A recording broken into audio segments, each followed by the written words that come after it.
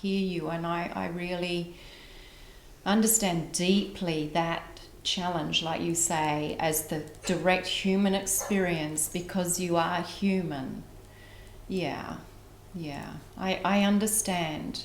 And my first suggestion and recommendation for you is to look for the talk on victim perpetrator, okay? And watch that, have a listen to that, even if you need to do so 3, 4, 5, 6, 7 times, because that brings to you, through my own direct experience. Team, can we have a spotlight again? Thank you.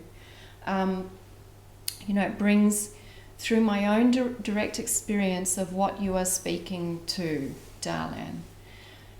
And that is having been profoundly abused through my life, not just once, twice, 3 times, but multiple times.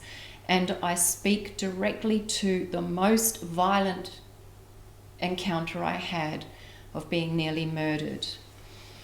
And in essence, what I'm referring to here is that seated in consciousness, as consciousness, that presence that I was able to be, I was anchored in that. And therefore I was bearing witness to that event.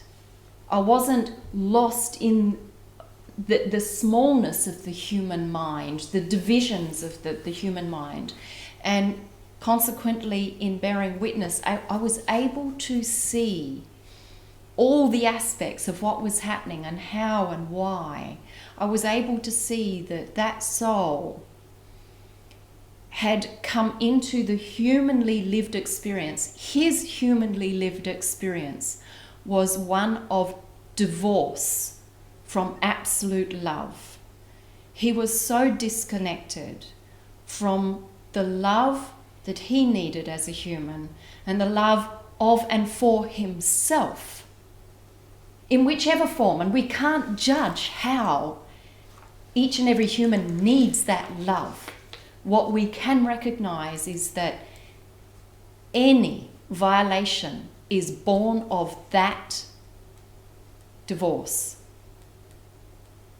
of not having that wholeness of love having been met within oneself, within one's relationships, and within for one's own being.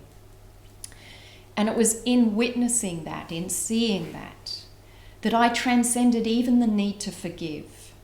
There was nothing to forgive.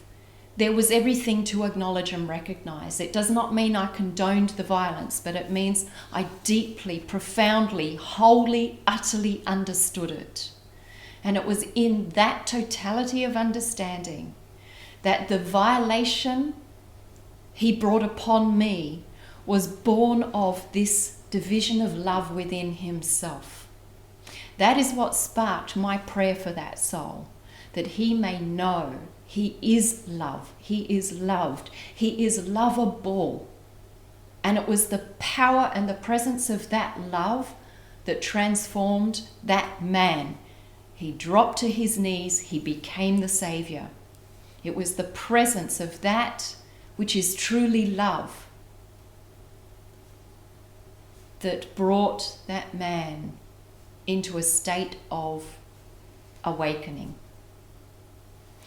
And that is the formula for every single human on the planet, for every single wounded human, for every single person that is the victim, every single person that is the violator. It all comes back to this. If we can describe our human quest as it is now on the planet, it is one thing: the quest of love. To remember this love, to restore this love, to live this love, to express this love. And the only way we can access this is to re-engage consciously. This is the only way we will access it. And so, dear one, this is in speaking of this, it embraces and accommodates equally the pain, the suffering, and the validity of that pain and suffering for you, as it does point you to something that is beyond it, that can nurture you and heal you and bring you to that place of true peace within yourself, and bring you to that place where you too can bear witness to the human experience of conflict. Victim, perpetrator. Victim, perpetrator. When are we going to step off that wheel? When is when we re-engage consciously, and we sit deeply enough within it, and we hold this open enough perspective to see that all of that is coming out of either the presence of love, embraced, held, met within ourselves and for each other, or the loss of that. So every person who has abused you, who continues to abuse you, has their own division, their own plight. They have their own direct experience, carried wound of having lost love. And dear one, that is part of the greatest quest for you, and that your soul vibrates with the name Darlan.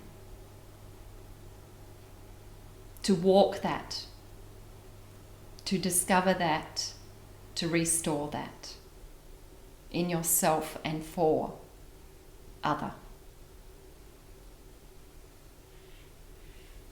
Bless you. It is within you.